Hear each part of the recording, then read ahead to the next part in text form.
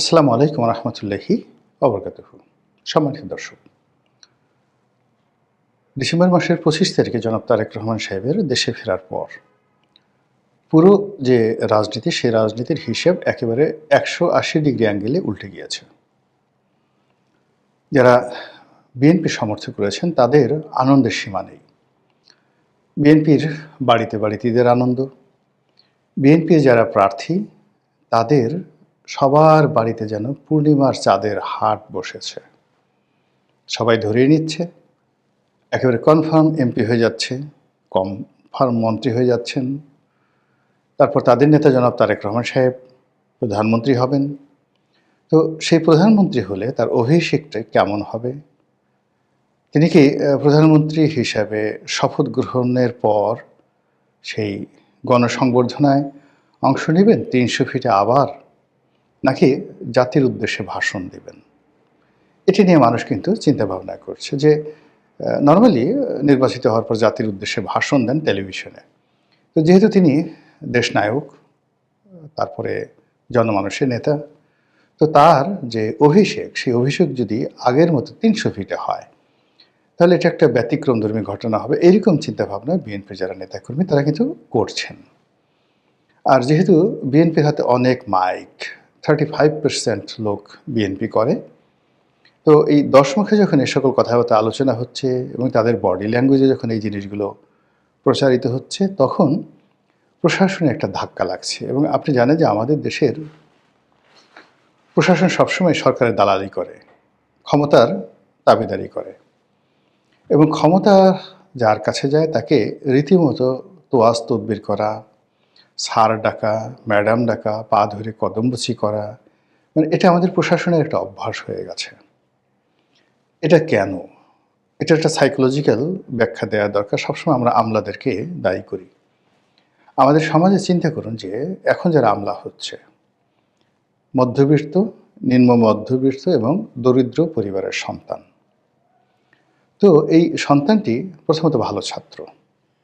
ভালো ছাত্রের কতগুলো অভ্যাস থাকে। ভালো ছাত্র হলো তারা যেদিকে কনসেন্ট্রেট করে মন, ওর বাইরে অন্যদিকে মানে গাং হয়ে গেল, ভেঙে তছনছ হয়ে গেল, তাতে তাদের কোনো খোঁজখবর থাকে না। তো সেদিকে তাদের চাকরিটা বাঁচাতে হবে। এর বাইরে তাদের কতটা সম্মান গেল, লোকজন তাদেরকে কি বলল, কি গালাগালি করলো, তাদের কতটা ক্ষতি হলো, ব্যক্তিত্ব রইল না গেল, এসব নিয়ে যারা আমলার রয়েছেন তারা কখনো ভাবে না। ওই যে শৈশব থেকে তাদের ওই অভ্যাসের কারণে, মেধার কারণে। দ্বিতীয়ত হলো তারা যখনই মেধাবী হয় তাদেরকে নিয়ে তাদের পিতামাতা, আত্মীয় স্বজন সবাই স্বপ্ন দেখেন। তো স্বপ্ন দেখে তাদেরকে ঘি, মাখন, পোলাও, কোরমা, দুধের স্বর, মানে পরিবারের সবাইকে বঞ্চিত করে তাদেরকে খাওয়াতে হবে। তারপর ধরুন একটা দরিদ্র পিতা, তার পরনে লুঙ্গি নেই, তার গামছাটাও ছিঁড়ে গিয়েছে, বা সে যদি রিক্সা চালক হয় তার টায়ারটা অবিলম্বে পাল্টানো দরকার। কিন্তু এ সকল কর্ম না করে সেই দরিদ্র পিতা প্রায় করে কি, মানে তার সেই মেধাবী ছেলেটি তাকে সুটেড বুটেড করে বিশ্ববিদ্যালয়ে পাঠায়। এই স্বার্থপর শ্রেণীটা যখন আমলা হন, কামলা হন, তারা প্রথমত অকৃতজ্ঞ হয়ে পড়ে, ক্ষেত্র বিশেষে কৃতজ্ঞ, যারা উপকার করে তাদেরকে ক্ষতি করে। এরা ভীষণ রকম অসামাজিক এবং ভীত সন্ত্রস্ত হয়ে থাকে। থার্ড যে কারণটি হলো, তারা ক্ষমতায় বসার পর যখন তারা ম্যাজিস্ট্রেসি পাওয়ার পায়, সিদ্ধান্ত গ্রহণ করার ক্ষমতা পায়, ঠিক ওই সময়টাতে তাদের যে অতীতের বেদনা, না পাওয়ার কষ্ট, তাদের যে ঈর্ষা, প্রায় সব জিনিসগুলোই তারা ওই চেয়ারে বসে বাস্তবায়ন করার চেষ্টা করে। এর কারণে হয় কি, যে কোনো মূল্যে তারা ক্ষমতায় থাকতে চায়, তাদের চেয়ারটা বাঁচাতে চায়, ক্ষমতাধর লোকদের সঙ্গে গণ্ডগোল তারা করতে চায় না ইন জেনারেল। তো এর প্রেক্ষাপটে কি হলো, এখন যে বাতাস, সেই বাতাস তারেক রহমানের বাতাস। এখন যে পরিবেশ, বিএনপির পরিবেশ। এখন যে আওয়াজ, সেটা হলো প্রথম বাংলাদেশ আমার শেষ বাংলাদেশ, জীবন বাংলাদেশ আমার মরণ বাংলাদেশের আওয়াজ। আমাদের মাথা গরম হয়ে গেছে, কে আগে যাবে, এতকাল জান্নাতের টিকিট আশা করত, এতকাল নতুন বন্দোবস্তের কথা চিন্তা করত, কত বাচ্চা ছেলেদের ব্যাগ টানত। এখন তারা তারেক রহমান সাহেবের দরবারে হাজিরা দেওয়ার জন্য যে দৌড়দৌড়ি করছে, ছুটোছুটি করছে এবং জনগণের সঙ্গে তারা যেভাবে প্রতিযোগিতা করে আগে যাওয়ার চেষ্টা করছে, এই দৃশ্য দেখে বিএনপির যারা প্রতিদ্বন্দ্বী ছিলেন এই গত 17 মাসে, জামাত এবং এনসিপি, তাদের মাথা গরম। এখন তারা না পারছে বলতে, না পারছে সহ্য করতে, তাদের অঙ্গ জ্বলে যাচ্ছে। কেন? গত 17 মাসে তারাও তো ঠিক সেম কাজই করেছে। তখনও তো বিএনপির গাত্রদাহ হয়েছে, গায়ে জ্বালা ধরে গিয়েছে। কিন্তু বিএনপি তখন যেভাবে বলতে পারেনি, তদ্রূপ এখনও জামাত বলতে পারছে না। তারা টিপ্পনি কাটছেন বিভিন্ন প্রেক্ষাপটে, কথার পিঠে কথায়, বিএনপিকে, তারেক রহমান সাহেবকে, শহীদ প্রেসিডেন্ট জিয়াউর রহমানকে, তারপর বেগম খালেদা জিয়াকে সুযোগ পেলেই তারা টিটকারি করার চেষ্টা করছে।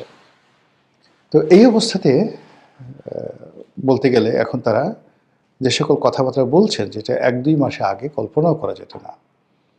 তারা নির্বাচন নিয়ে সন্দেহ প্রকাশ করছে।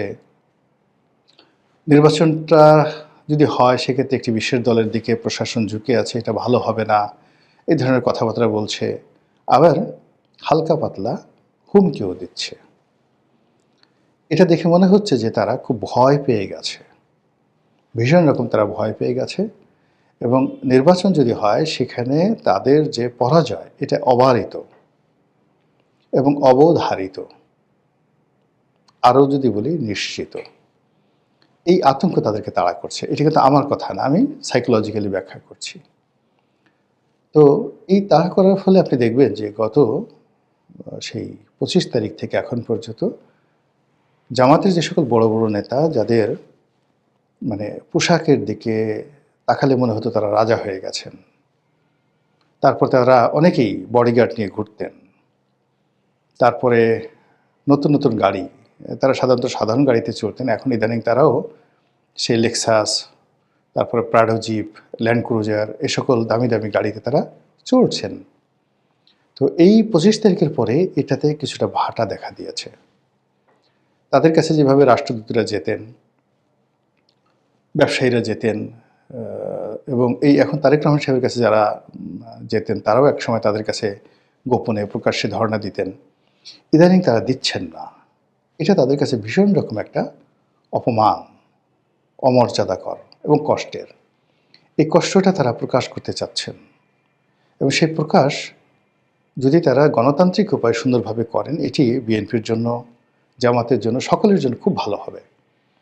কিন্তু কোনো কারণে যদি তারা সেই মনের ক্ষোভ মনের মধ্যে রেখে গুপ্ত সংগঠনের মতো কোনো কাজ করে বসেন, অথবা দেখা গেল যে হঠাৎ রাগ হয়ে যান, এবং 1996 সনে তারা যে কাজ করেছিলেন, যে শেষ মুহূর্তে সকল দলের সঙ্গে একত্র হয়ে পার্লামেন্ট বর্জন করেছিলেন এবং পার্লামেন্ট থেকে পদত্যাগ করে সে একটা 15ই ফেব্রুয়ারি নির্বাচনটাকে অনিবার্য করে তুলেছিলেন এই জামাত।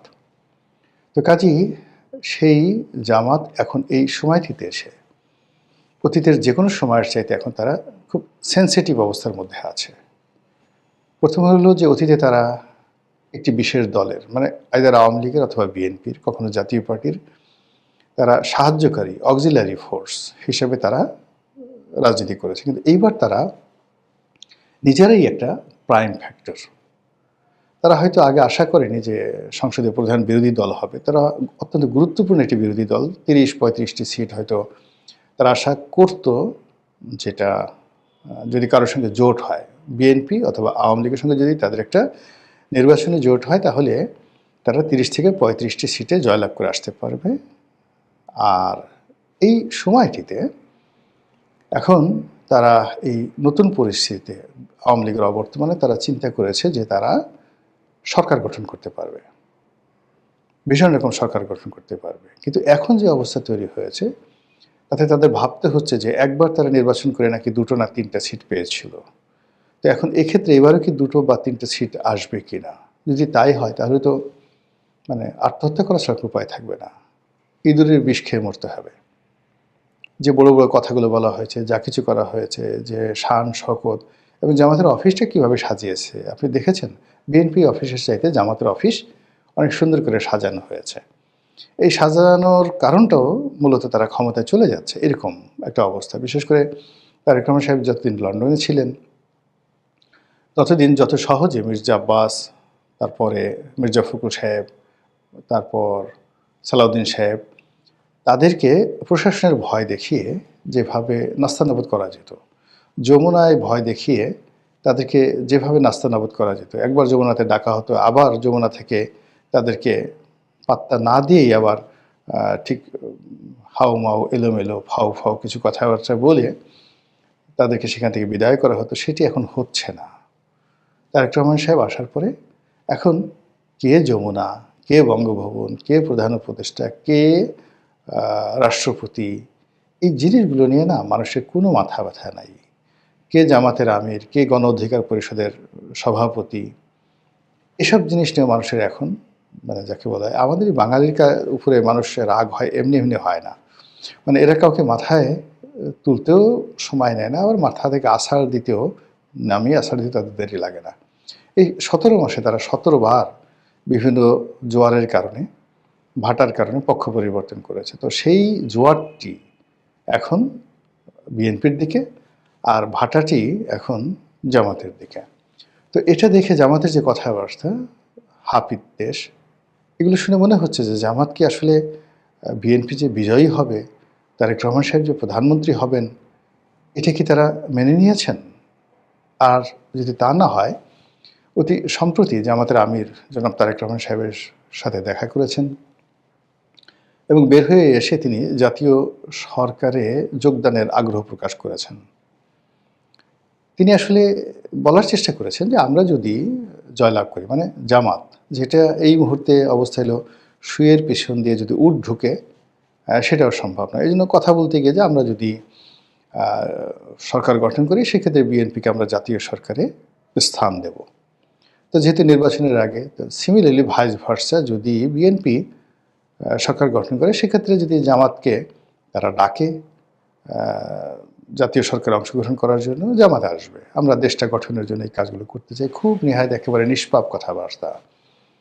কিন্তু যে শিক্ষা বিএনপি পেয়েছে গত ১৭ মাসে, যে শিক্ষা তারা পেয়েছে ২০১৮ থেকে ২০২৫ সন পর্যন্ত, যে শিক্ষা তারা পেয়েছে ২০০১ থেকে ২০০৫ পর্যন্ত, বিশেষ করে 1/11-এর সময়, সেক্ষেত্রে বিএনপির যারা লোকজন রয়েছে তাদেরকে যদি বলা হয় তোমাদের কুচি কুচি করে কেটে বিভিন্ন জায়গাতে কই মাছ যেভাবে মানে যাকে বলা হয় কই মাছ ক্যাচে ভিতরে মশলা ঢুকানোর জন্য, ওইভাবে তোমাদের শরীর কুচি কুচি করে কাটা হবে আর ভিতরে লবণ এবং মরিচ ঢুকিয়ে দিতে হবে। এটা হলো একটা অপশন।